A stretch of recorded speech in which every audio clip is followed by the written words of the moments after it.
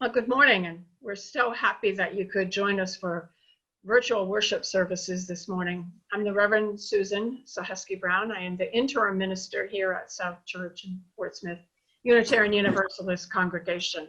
We're so glad that you can be part of the virtual worship with us. Each worship happens because of a great number of people who are participating and assisting.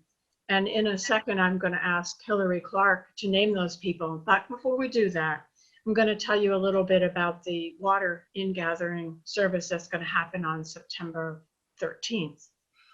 On August 30th, we are going to be, Kirsten Hunter and I are going to be outside of South Church, and we're going to be watching as you come by, and you can add water to a covered container, and we will take a video of you giving a blessing, a thought about South Church. We will also be there on September 6th, and during the week leading up to our service on the 13th, there will be a covered container on the portico.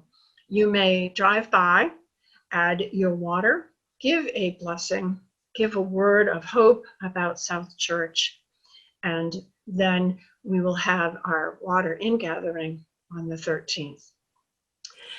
This morning, Hilary is going to tell you about all the other people that make worship possible. Hilary, thank you for being here. Thank you for being my worship associate this week. Thank you, Susan. So welcome. It's so good to be with all of you this morning, connecting and in community.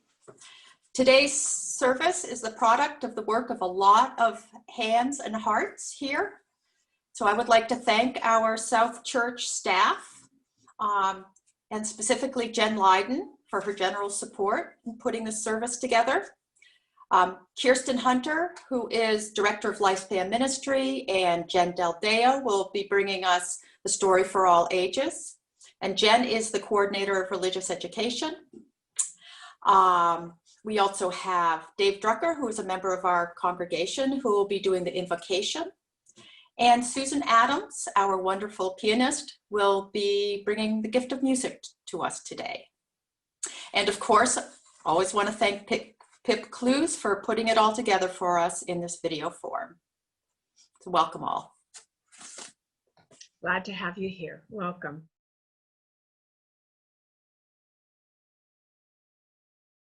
Are you new to South Church, or are you a longtime attendee of Sunday services and want to know more? The Fellowship Associates will be hosting our annual fall Journey to Membership virtual class at 11:15 on Sundays, November 1st, 8th, and 15th. The 3 90-minute virtual sessions are an opportunity to explore and share individual spiritual journeys and learn more about South Church and Unitarian Universalism. There will be one opportunity separate from the Zoom class to gather at church for a tour of the building and grounds. For more information and to sign up, contact fellowship at southchurch-uu.org. And the search committee will be hosting both in-person and virtual cottage meetings during the month of September. These meetings will provide an opportunity to hear about our survey responses, gain a clearer picture of who we are as a congregation, and explore the future that we envision. Summaries of these meetings are among the most important ways that we communicate with prospective ministers. So watch your emails for a Sign Up Genius invitation coming soon. And now a message from the Pocket Garden Tour. Hi, South Church. Believe it or not, after waiting the usual 6 months for the Pocket Garden Tour and then suddenly 9 months for the Pocket Garden Tour, it really is almost here. There are 13 days until the Pocket Garden Tour, and we've done it. We've got just about everything done. And now we just have a few more things, and we need everybody's help. So you only need to remember 2 things, and remembering is very hard in the time of COVID. So we're keeping this simple. 2 things. Remember chairs, and remember water bottles. And after church today, I want you to go and sign up to donate cases of water so that we can keep our tour visitors hydrated in case they haven't brought their own water bottles. And also the chairs, because we still need garden sitters. So 2 things, chairs and water. And sign up after church. We need only 3 to 6 more garden sitters on Saturday morning.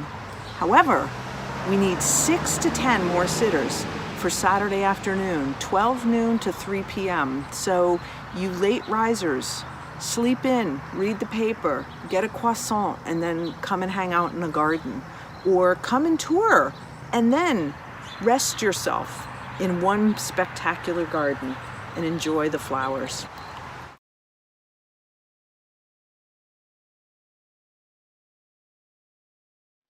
How could anyone ever tell you you were anything less than beautiful? How could anyone ever tell you you were less than whole? How could anyone fail to notice that your loving is a miracle? How deeply you're connected to my soul.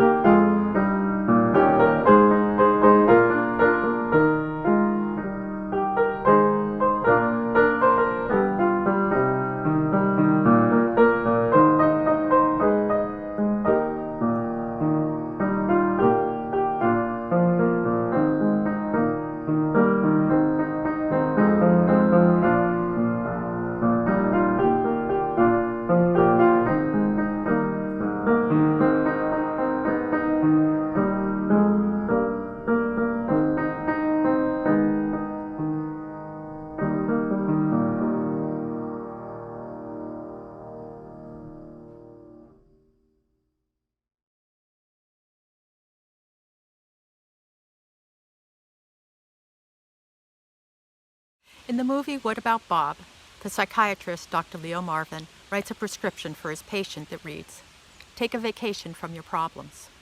For me, it would more accurately read, "Take a vacation from your thoughts," because it's often my thoughts that are the problem. Some of these thoughts are the ones that I use to define who I am and what I'm capable of. This summer I've been working hard to change some of my self-limiting thoughts. I love to be up in the mountains, but much of my life I didn't trust myself to be able to hike the big mountains. I'd had a major back operation at age 19, I'd had various illnesses, plus undiagnosed Lyme for quite a long time that ravaged most of my joints. All of these had limited my ability to go any distance. I just accepted that being above tree line was not accessible to me this lifetime. I had a couple of tried and true summits that I knew I could do, so that had to suffice.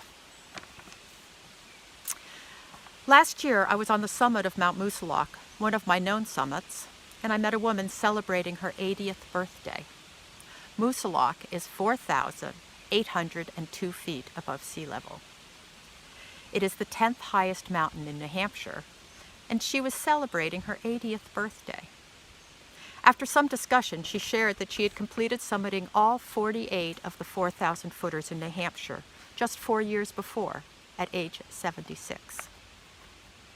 She helped me find a crack in my self-limiting belief that I couldn't climb the 4,000 footers. I started to imagine, what if I also was capable of accomplishing that momentous feat? I decided to try. With the encouragement of friends, I have hiked 17 of the 4,000-foot mountains, and it is still hard. I still hear myself saying, I can't do this. It's too steep, too high, too long, too much. Just last week, I hiked Wildcat Ridge. The write-up about the ledges and ladders and rock scrambles gave me nightmares. My self-limiting thoughts tried to take over, warning me that I couldn't do it. I tried anyway. The first mile lulled me into false complacency, and then we started going up and up and up, straight up. It felt like miles. It was so steep I couldn't use my poles. I was scrambling on all fours at times. I was only 2 miles in, and all I could think of was, I can't do this. I'm not going to make it. But I also realized I couldn't go back down. It was too steep. I had to keep going. I had 7 more miles to go, over a total of 5 peaks, which meant up and down and up and down and up and down. But I did it. 1 foot in front of the other. Reverend Susan tells me it takes 21 times to integrate a new behavior or thought. 4 more summits, and perhaps I will stop saying, I can't hike that. It's too hard, steep, long. And I'll begin saying, it's hard, it's steep, it's long, and I can do that. And if I can do that, what else can I do? What might I be capable of? What might you be capable of?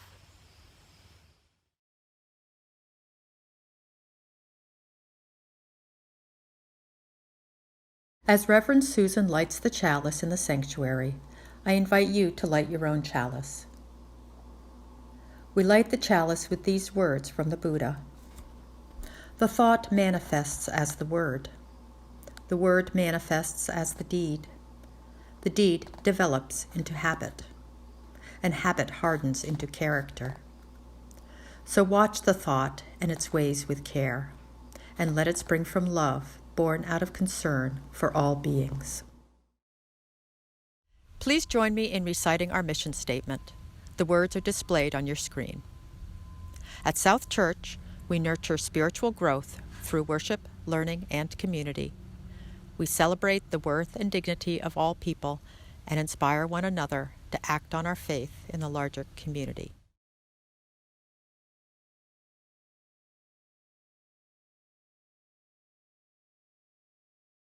Hi, everybody. One Sunday every month, we have the children tell the story for our worship service, and it's my favorite Sunday every month. And that Sunday is today. So today, they will tell you the story of the brave little parrot. Once long ago, the Buddha was born as a little parrot. One day, a storm broke upon her forest home.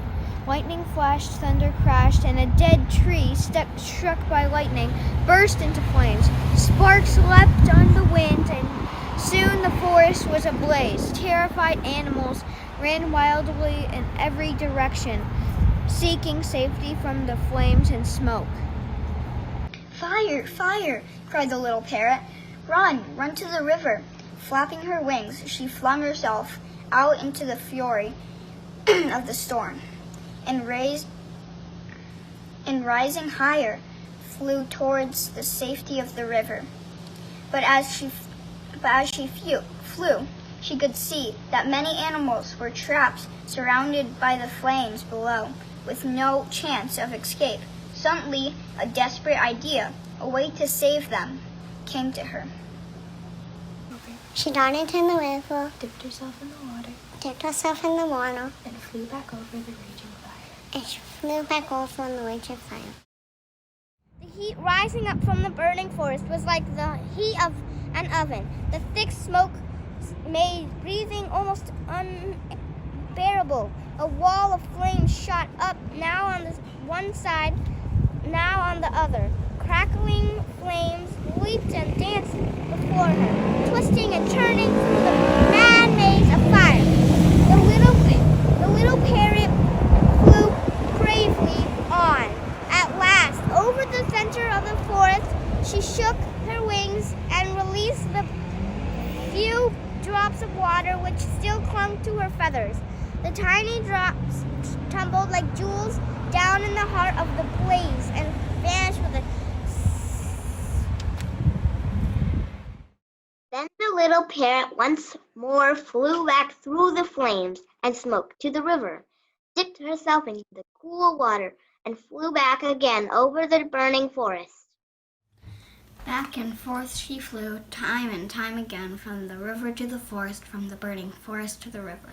Her feathers were charred, her feet were scorched, her lungs ached, her eyes, stung by smoke, burned red as coals. Her mind spun dizzily as the spinning sparks, but still the little parrot flew on. At this time, some of the Devas gods of the happy realm were floating high overhead in their cloud palaces of ivory and gold. They happened to look down, and they saw the little parrot flying through the flames. They pointed at her with perfect hands between mouthfuls of honeyed foods. They exclaimed, "Look at that foolish bird! She's trying to put out a raging forest fire with only a few sprinkles of water. How ridiculous, how absurd," and they laughed.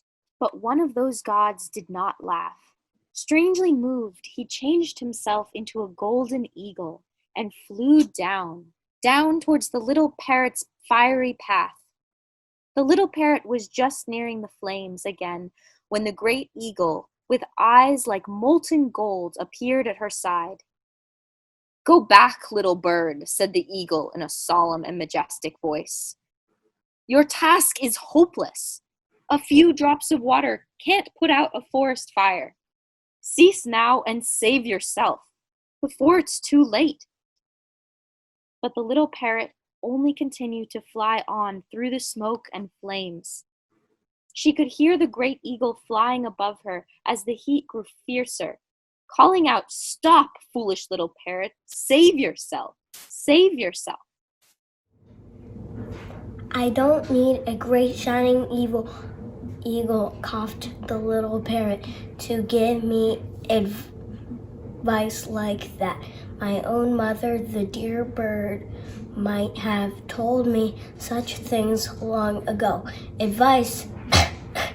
I don't need advice. I just need someone to help." And the god who was that great eagle, seeing the little parrot flying through the flames, thought suddenly of his own privileged kind. He could see them floating high up above. Yes, there they were, the carefree gods, still laughing and talking, while many animals cried out in pain and fear from among the flames below. Seeing that, he grew ashamed, and a single desire was kindled in his heart. God though he was, he just wanted to be like that brave little parrot and to help. "I will help," he exclaimed, and flushed with these new feelings, he began to weep. Stream after stream of sparkling tears poured from his eyes. Wave upon wave they washed down like the cooling rain upon the fire, upon the forest, upon the animals, and upon the little parrot herself. Where those tears fell, the flames died down and the smoke began to clear. The little parrot, washed and bright, rocketed about the sky, laughing for joy. "That's more like it," she exclaimed. The eagle tears dripped from thorn branches and soaked into the scorched earth. Where those tears glistened, new life pushed quickly forth shoots, stems, and leaves. Buds unfolded and blossoms opened. Green grass pushed up from among still glowing cinders. All the animals looked at one another in amazement. Washed by those tears, they were whole and well. Not one had been harmed. Up above, in the clear blue sky, they could see their friend, the little parrot, looping and soaring in delight. When hope was gone, somehow she had saved them. "Hooray," she cried. Hooray for the brave little parrot, and for the sudden miraculous rain." Bye.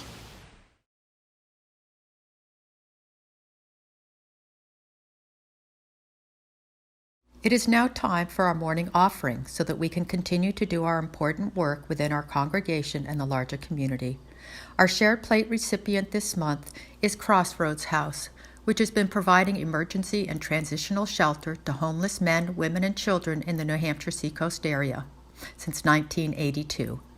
They are guided by their mission to meet the immediate needs of homeless families and individuals and to provide them with the tools and guidance they need to successfully return to permanent housing. You can give online through a link on our website or send a check in the mail. Details are on your screen.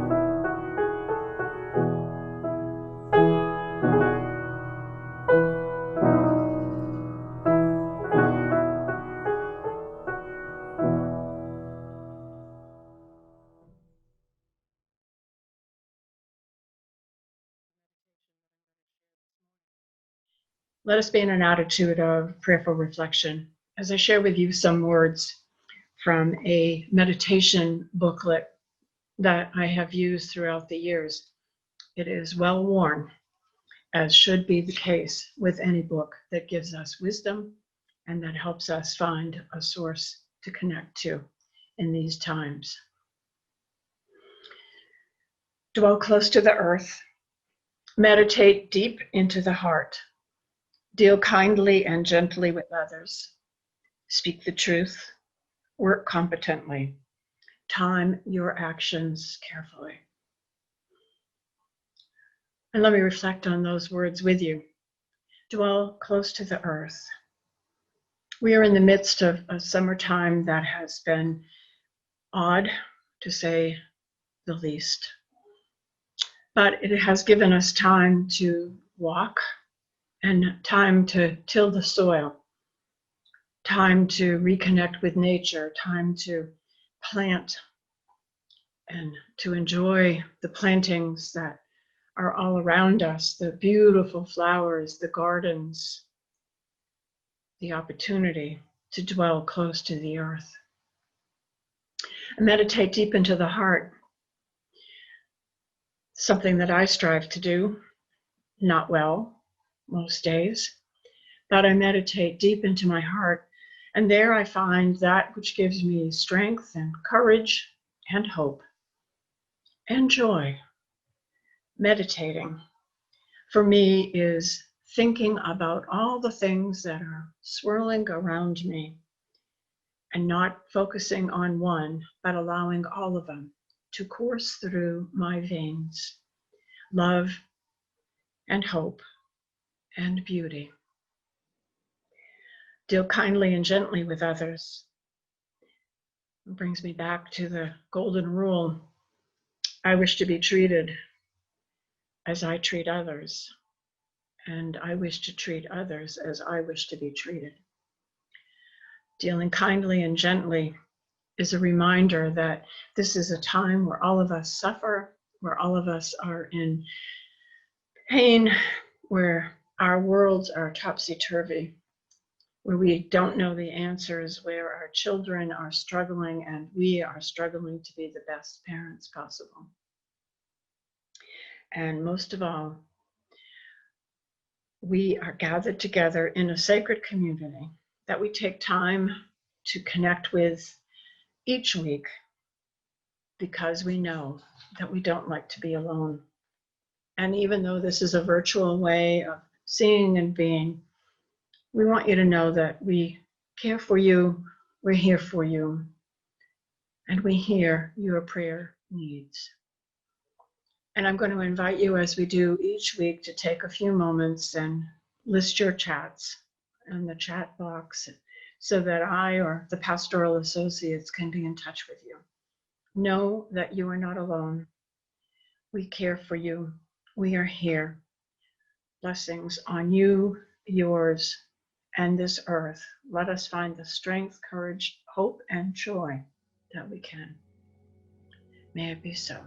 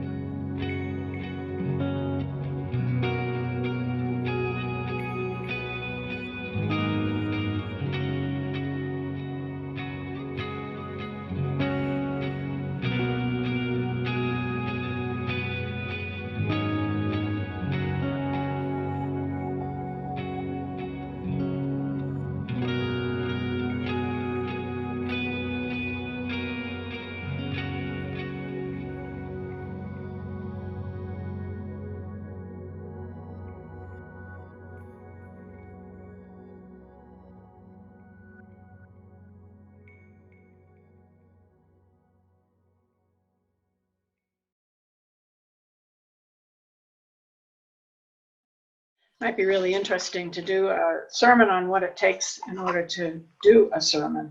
I have just struggled with what is the right length, height on my platform. I want to try sitting, and then I wanted to try standing, and then I tried a toter box, and that didn't work, and now I have a little table. So here I am. Here I am. Here I am. The question this morning is, do you suffer and struggle?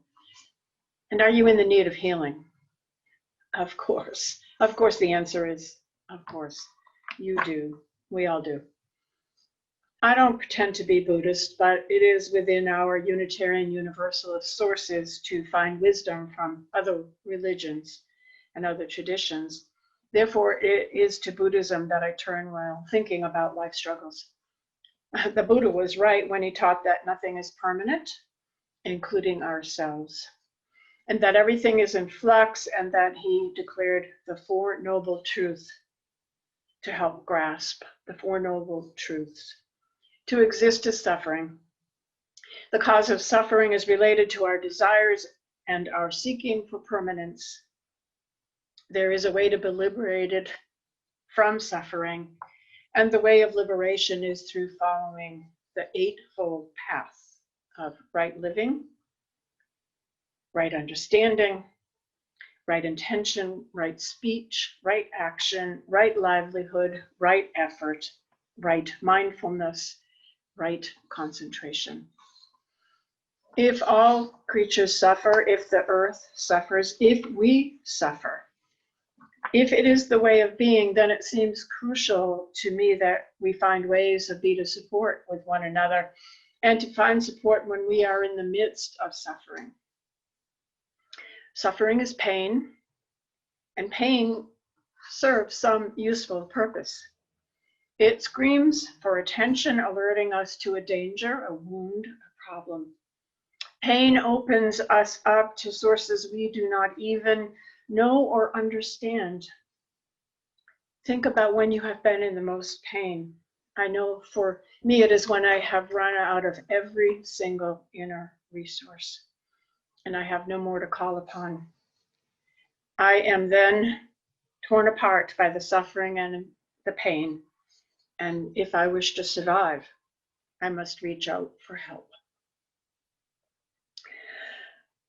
Wanting to be a minister since a young child and going through all the life experiences I had to go through before getting to that place was and is necessary. I had to let go of old thoughts and attachments and heal from a lot of suffering before I could be of any use to anyone. Never mind trying to be an effective, contributing Unitarian Universalist minister. Healing from being the eldest child and all those expectations, self and other imposed. Healing from being an adult child of an alcoholic parent.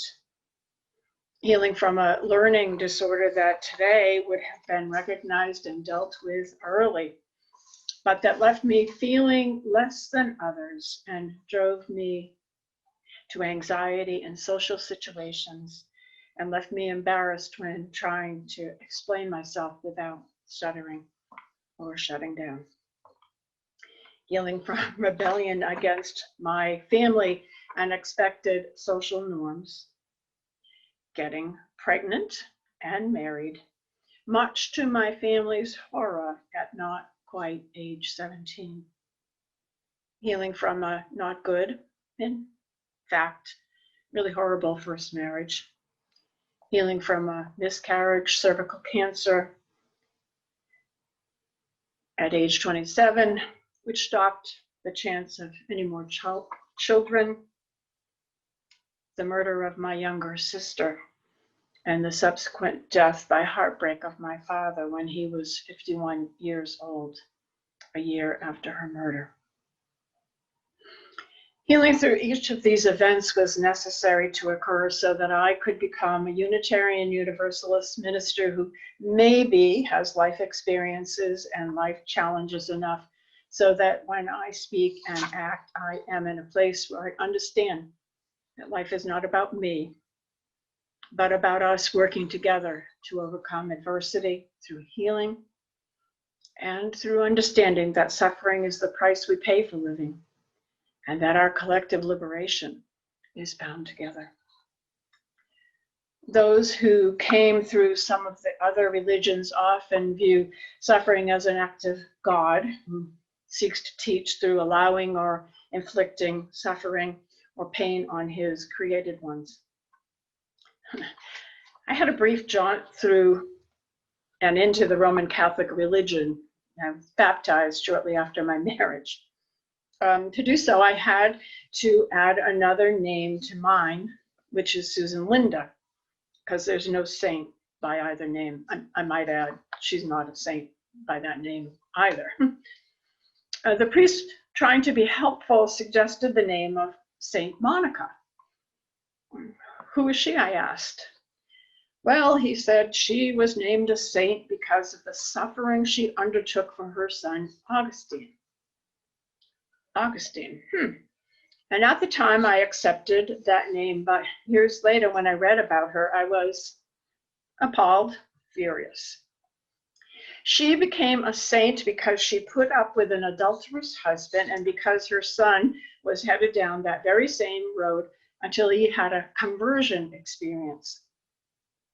He renounced paganism, her chosen spiritual path, and he became the most powerful early Christian theologian who taught about original sin and purgatory and so many other Roman Catholic doctrines that I dismissed after 3 months into my new religion.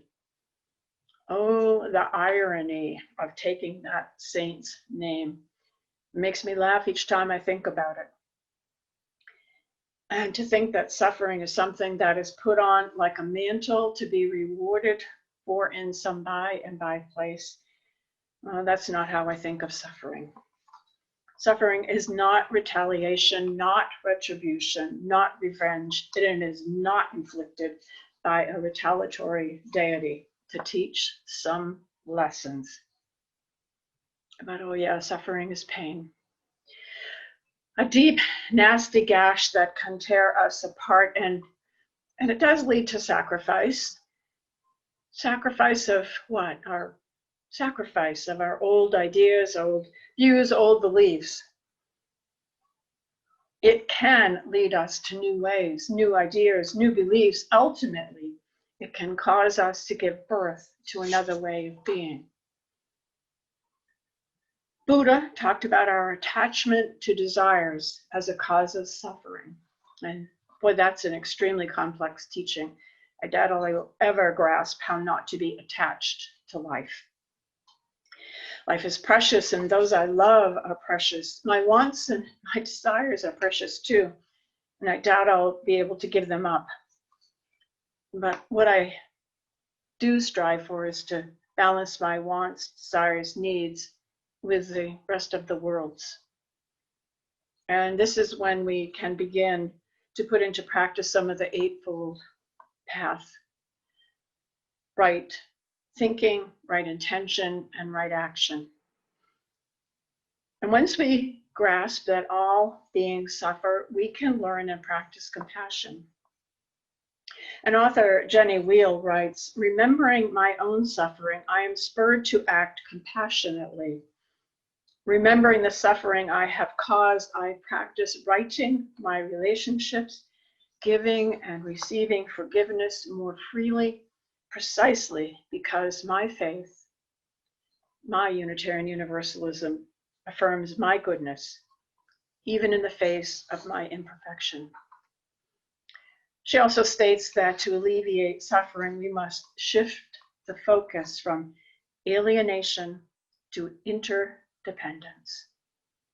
Thich Nhat Hanh, the Buddhist monk, wrote, when another person makes you suffer, it is because they suffer deeply within, and that suffering spills over. That person does not need punishment, but they need help. They need help. So being and belonging in a spiritual community like South Church Unitarian Universalist is an arena to help us think of others and find a place for collective healing and liberation. Everyone who is a part of this sacred space has known suffering, death of loved ones, personal or family illnesses, abusive childhoods or relationships, job loss, mental anguish, spiritual dark nights of the soul, which I think of as the times when we are being tested to the absolute limit of our being. And we know too that each and every one of us has had the kind of pain that has opened our hearts and taught us how to live and how to love.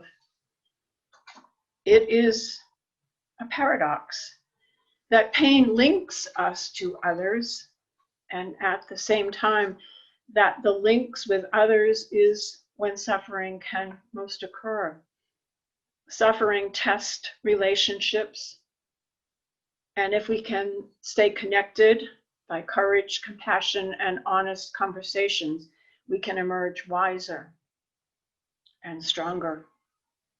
Sometimes, of course, relationships are toxic or too negative to stay in, but we know that if we have engaged in the process of being open to the pain, we can begin a healing process. Crying, talking, and walking out of the pain. As the opening words from Hilary Clark remind us, sometimes we go up one rough hill, straight up and straight down.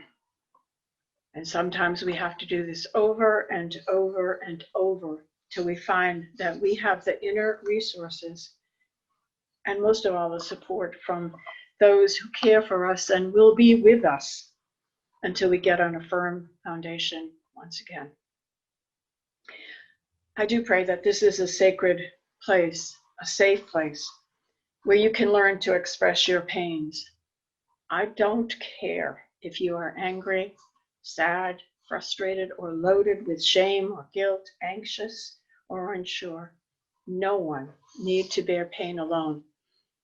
Because if it is not shared, it breeds alienation and isolation.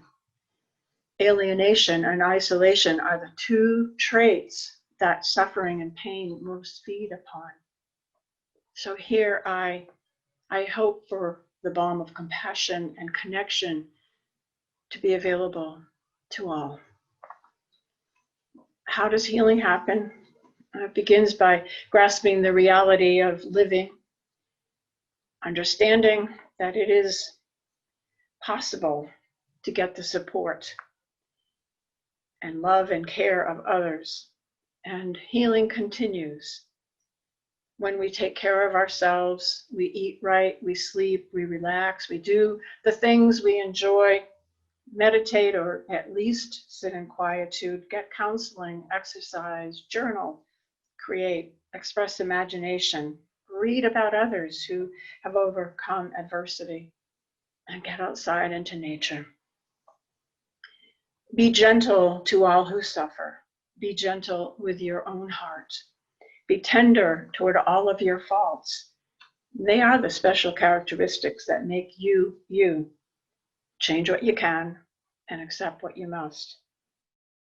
And perhaps we can begin to accept that suffering is built into the birth process of this entire universe.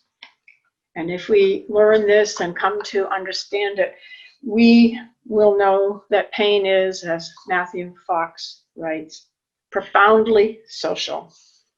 And we then can continue to learn how to welcome the stranger, feed the hungry, visit those imprisoned, even if their own home or heart is where they are imprisoned.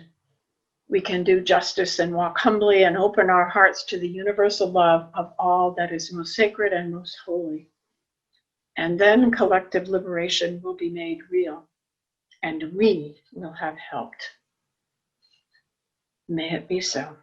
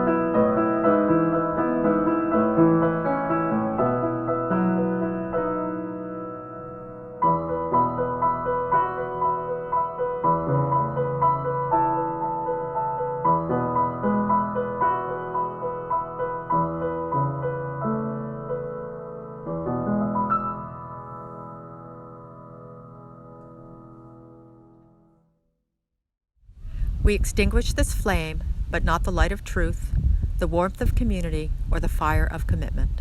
These we carry in our hearts until we're together again. And, beloveds, this is the end of this service. And wherever you have been watching from, wherever you have found as your home and your place, know that we go forth from here to carry our Unitarian Universalist values out into the world. May you find more love by being more loving. May you find more compassion by being more compassionate. May you find more joy by being more joyful.